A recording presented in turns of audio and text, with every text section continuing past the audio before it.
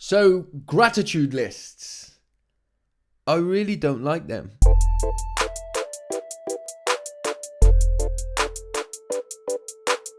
Welcome back, and for the people that have landed here for the first ever time, if you want to learn about emotional health, how to look after ourselves despite being highly sensitive, and anything else topical to do with mental health, then please make sure that you subscribed and you turn on the notifications so you know each and every time that I post a video. So, gratitude lists. It's really a popular thing that's being spoken about a lot within the sort of well-being industry. You know, write down 5 things every morning that you're grateful for, or every evening that you're grateful for. And I want to start off with a disclaimer, right? And that disclaimer is that if you use gratitude lists and they are of benefit to you and they help you with your mental health and your well-being and your, you know, the ways that you feel and your emotions and stuff like that, then keep doing gratitude lists, right? Because everybody's different.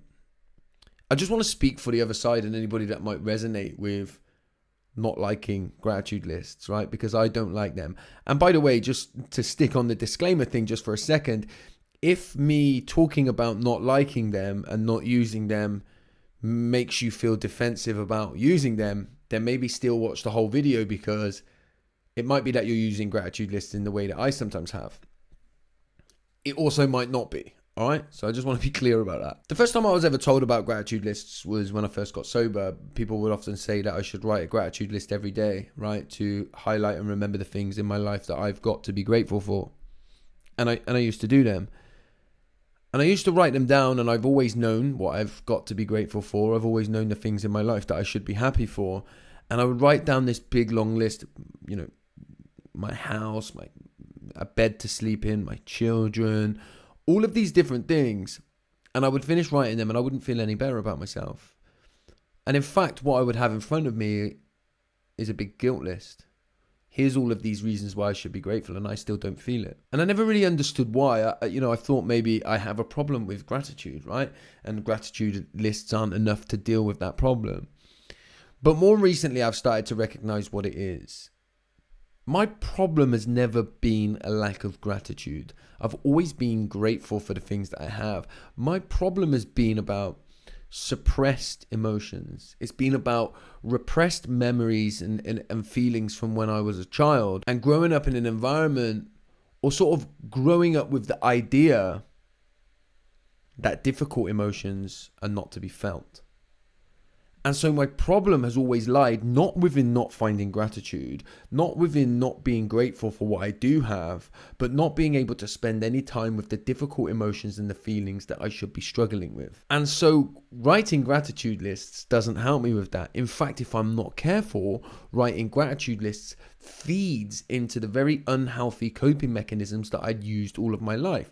Suppression of difficult emotions and difficult feelings. And in fact, I would go so far as to say what would be more beneficial for me to do as a daily list would be to list all the things that I've struggled with emotionally. So write down the things that have made me sad today, and to write down the things that have made me feel discomfort today. I don't do that, by the way, but I do allow space in my life every single day to try and welcome in the emotions that I've ran away from. And that's what I do on a daily practice. When I allow quiet space in the morning, for me, it's not about spending time with gratitude, although sometimes that does come up. It's much more about spending time with the emotions that I've run away from, the emotions that I'm dysfunctionally trying to not feel. And so if you're like me, or, you know, you've experienced similar life experiences to me, you may be there feeling like there's pressure to do these gratitude lists, and you may be doing them, and you may be feeding into this stuff that is suppressing our feelings and our emotions. So I'm not here to tell you that gratitude lists are a bad thing. Like I've said at the beginning, if you're using them and they work for you, then you should keep using gratitude lists. But what I'm here to do is say that if, like me, you haven't found them beneficial and have actually found them in some ways problematic, then that's okay too. So to summarize, my problem, I now recognize, has never been a lack of gratitude. It's not been that. It's been an inability to spend time with certain emotions.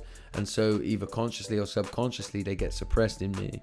And so the fix to that problem is for me to practice and try to learn, however that looks, to lean into those difficult emotions so that I may move through them and they don't continue to play out in my life.